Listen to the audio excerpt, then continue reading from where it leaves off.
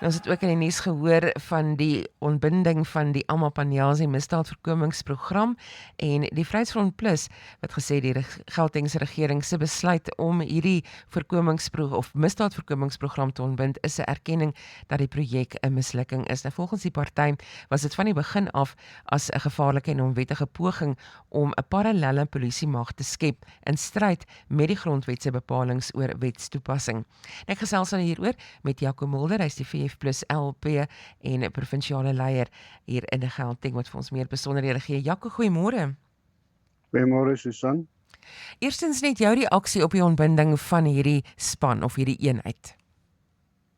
Susan, ek dien onder meer op die portefeulje komitee vir gemeenskapsveiligheid in Gauteng en ons het so onlangs terug as 2 maande 'n redelike omvattende gesprek in die komitee gehad hieroor waar die Gauteng polisiekommissaris ook teenwoordig was. En ek het self die premier konfronteer saam met ander partye oor die moontlikheid dat hierdie 'n onwettige instelling kan wees. Daar is net eenvoudig nie 'n wet of 'n verordening of enige regulasie wat dit moontlik maak nie. Die Suid-Afrikaanse grondwet is baie duidelik dat slegs die Suid-Afrikaanse Polisie Diens verantwoordelik kan wees vir die handhawing van wet en orde. Nou hierdie is eintlik 'n vreemde verskynsel, want na die 2024 verkiesing het die premier, toe hy sy kabinet saamgestel het, nie weer 'n LER vir gemeenskapsveiligheid aangestel nie, maar hy het dit op homself geneem in sy kantoor. En dit kan nou gesien word as 'n poging om beheer oor hierdie situasie ook te behou, wat uiteindelik toe nou 'n vrugtelose uitwerking gehad het. Jy praat van vrugtelose uitwerking, maar dit het ook 'n groot finansiële 'n las op die belastingbetalers geplaas. Is daar 'n aanduiding van wat hierdie bedrag was wat dit die belastingbetaler gekos het? Susan, ek gaan eerlikwaar nie uit die vuis uit kan sê wat dit presies gekos het nie. Daar is soveel voertuie gekoop, luukse BMW voertuie, bussies, infrastruktuur uiteraard. En wat my die meeste pla is die feit dat hierdie is eintlik so goed of enige individu van Suid-Afrika begin 'n onwettige sekuriteitsmaatskappy.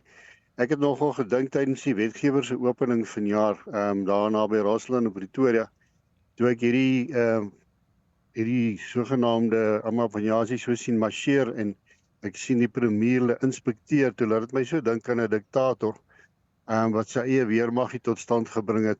Maar nietemin, hier is groot vrugtelose uitgawes, wanspandering en daar gaan beslis gevolge wees en die VF Plus het al herhaaldelik die premier versoek om die funksie van die LER van gemeenskapsveiligheid uit sy kantoor te neem en afsonderlike LER aan te stel, juis sodat daar 'n skeiding van magte kan wees. Hoe het hierdie Amapanyazi program die verhouding tussen die provinsiale regering en die polisie beïnvloed, veral in terme van jurisdiksie en samewerking? Wel, uiteraard, jy weet in die portefeulje komitee is daar baie rookskerms.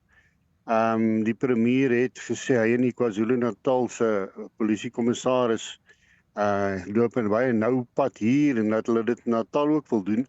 En dit was in teenwoordigheid van die Gauteng polisiekommissaris, maar hy was merkbaar ongemaklik daaroor. Net interessant om te hoor dat die KwaZulu-Natal polisiekommissaris tydens die ad hoc komitee van die parlement wat op die oomblik aan die gang is, net 'n week of 2 terug dan sou gesê het dat hierdie is onwettig en dat hy Lesofie daaroor gewaarsku het.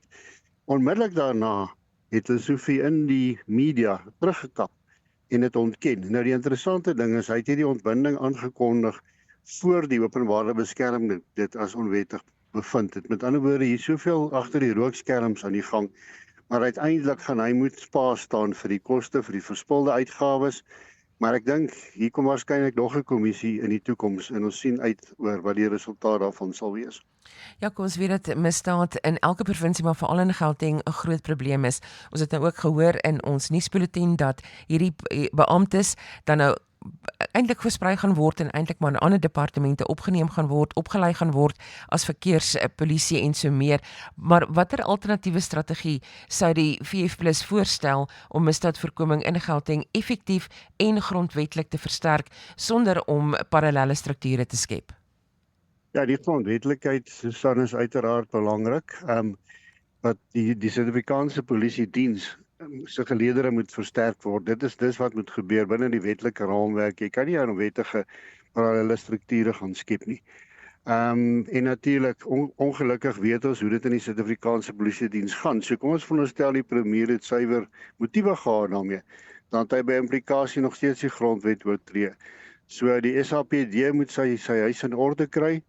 Ons moet beter opgeleide polisiebeamptes kry, korrupsie moet uitgeroei word en dan natuurlik moet gemeenskappe self betrokke raak by misdaadvoorkomingsinisiatiewe wat daar is. Ons sien dat waar die gemeenskappe wel lewendig betrokke is, neem misdaad af. So dit alles in kombinasie. Jaco, baie dankie vir jou tyd vanoggend en voorspoed.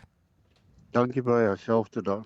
Ek het gesels met Jaco Mulder, VF+ lid van die provinsiale wetgewer en provinsiale leier hier in Gauteng oor die Ama Panyazi misdaadvoorkomingsprogram wat nou ontbind is.